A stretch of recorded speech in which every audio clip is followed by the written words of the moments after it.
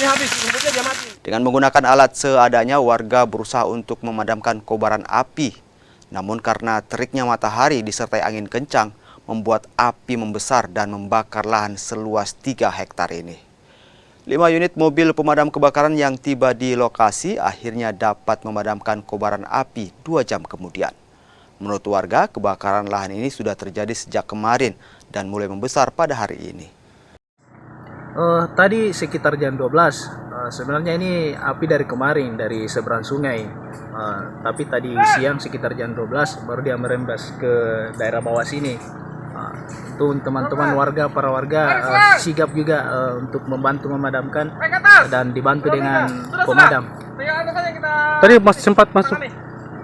sempat masuk ke dalam juga? Ya, sempat dibawa. Pertama saya sendiri dibawa karena belum ada warga yang datang. Cuma kewalahan karena apinya sudah terlalu besar dan alang-alang ini kan cepat dia menjalarnya.